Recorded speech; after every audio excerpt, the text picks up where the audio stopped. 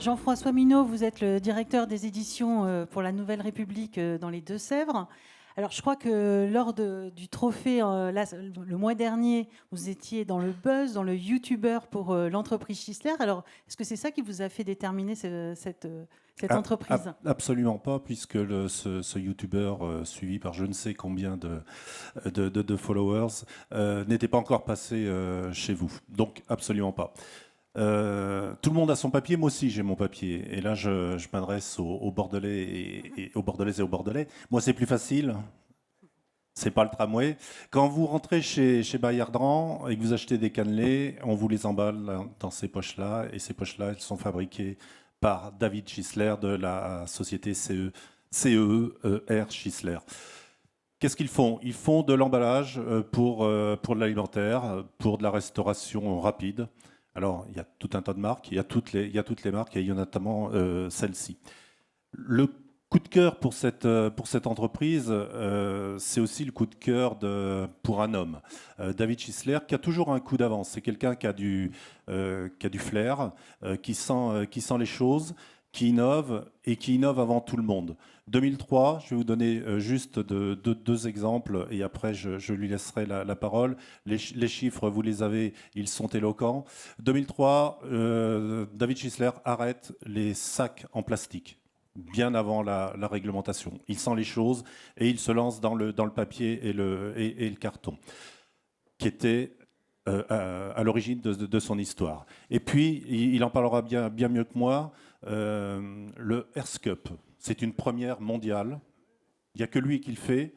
Et là, regardez bien, on est dans le 79, on est à Thouars, tout en haut de notre grande région. On n'est pas en Inde, on n'est pas aux États-Unis, on n'est pas en Islande ou en Suède, on est à Thouars. Et c'est une belle histoire. Merci. Merci David Chrysler. 2 minutes supplémentaires pour votre histoire. Et le moment qui a tout changé.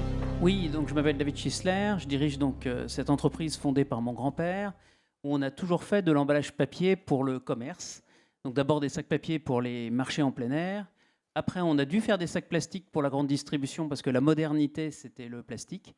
Mais en effet, quand j'ai rejoint en 98 l'entreprise, on a tout de suite décidé de revenir sur le matériau papier-carton parce qu'on croit en ce matériau. On a des fournisseurs, un grand fournisseur en Nouvelle-Aquitaine, et c'est un matériau qui est renouvelable, qui est dégradable, qui est recyclable, et donc vraiment le matériau d'avenir. Et donc, globalement, on a été en avance sur les interdictions des sacs plastiques. Et en effet, quand celles-ci sont venues, ça a été un boost pour l'entreprise. Et ce premier tournant-là, on l'a refait il y a quelques années, puisque notre deuxième produit, c'est le gobelet carton. Et le gobelet carton, on savait que ce serait un produit qui serait un produit d'avenir et qui remplacerait le gobelet plastique. Et c'est ce qui est en train de se passer, puisque le gobelet plastique a été interdit, une directive européenne et une transposition française. Et en plus, on a travaillé, notamment avec mon épouse, qui travaille avec moi depuis 20 ans, sur le développement d'un gobelet sans film plastique, c'est-à-dire d'un gobelet qui est purement carton. Et là-dessus, là aussi, on est en avance. Et c'est ces valeurs-là qui ont permis de développer l'entreprise. Développer l'entreprise dans un environnement qui change beaucoup, puisque, comme je vous ai dit, on a développé des produits d'avenir. Et en même temps, aujourd'hui, on a des réglementations qui changent à toute vitesse. Et la dernière idée du gouvernement, et qui a été adoptée juste avant à la rentrée 2020, c'est de dire que finalement, eh bien, l'emballage pose problème et que dans les fast-foods, il faudrait, et dans les restaurants, revenir au lavable, qui a pourtant un impact environnemental plus fort, parce qu'il faut des détergents, parce que finalement, on casse, on a de la vaisselle, etc. Et dans ces nouvelles formes de restauration, ça pose souci. Donc on a appris que peut-être, en 2003, eh bien, il faudrait manger dans des assiettes en dur avec de la vaisselle durable. Un nouveau défi. Merci beaucoup.